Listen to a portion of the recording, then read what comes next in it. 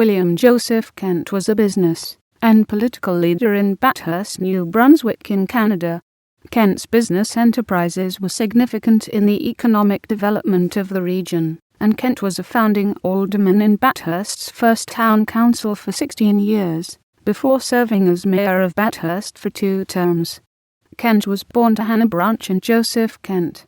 His grandfather was an immigrant from Cornwall, England, and was a pioneer in the development of the mining industry in New Brunswick. However, having not found sufficient success in mining, in 1842 the elder Joseph Kent bought land near Tetagouche and prospered as a farmer and blacksmith. The younger Joseph Kent bought his own farm near Bathurst in 1873.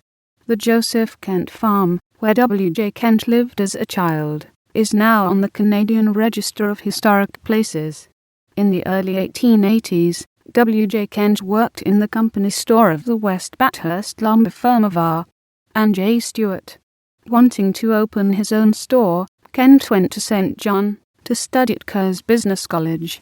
In 1884, at the age of 23, Kent opened a small wood frame store in downtown Bathurst and organized W.J. Kent and Company, Ltd.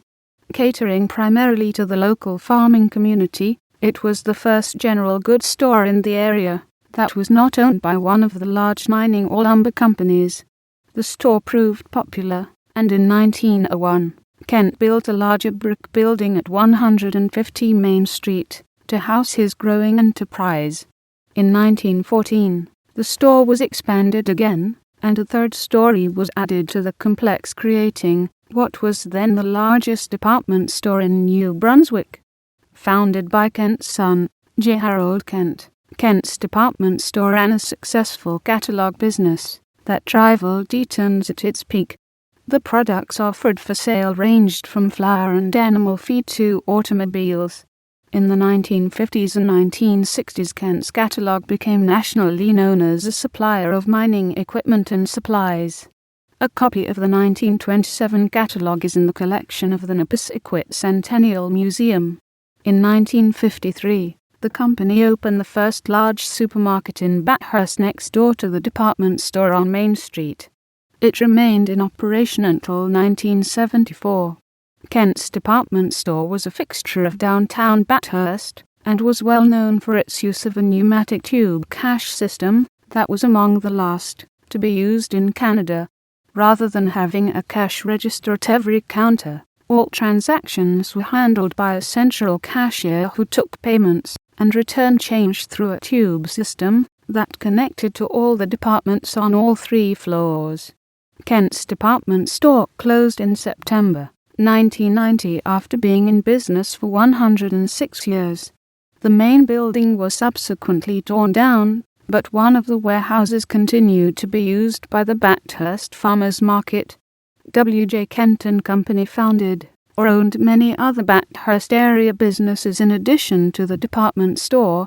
They included the Gloucester Hotel, Carlton Hotel, Kent Motel, Gloucester Dry Cleaning and Laundry, Bathurst Laundromat, Kent Sales, Northern Storage, Bathurst Propane, Miramichi Propane, Bathurst Ready Mix, Kent Farms, Kent Trailer Park, Capital Lanes Bowling Alley, Kent Lodge Resort, Challow Beach Picnic Site and Trailer Park, Kent Shoes, Bayview Trailer Park, Bayview Drive-In Theatre, and Kent Theatre. Kent was visiting St. John's, Newfoundland, when he bore witness to the Great Fire of 1892. He authored a book about the event titled A Directory containing names and present addresses of professional men, merchants, and shopkeepers, burnt out by the general conflagration of July 8, 1892. A full account of the Great Fire, the customs tariff and other matter of general information. Published in 1892, Kent's book came to be recognized as the definitive account of the disaster. Kent had 7 children with his wife Christina Dutch Kent, but 3 of his 4 sons died at young ages. Morley Kent was killed in action over Belgium in 1918, while with the Royal Flying Corps in World War I. His oldest son, J. Harold Kent, survived combat duty in France during the war. He married Marjorie Young, the daughter of Frederick T. B. Young, and had 2 children. Harold, who managed the department store and who founded its catalogue business, was W. J. Kent's heir apparent until he died unexpectedly of pneumonia in 1928. George Kent, who then was being groomed to lead the business, died in 1942.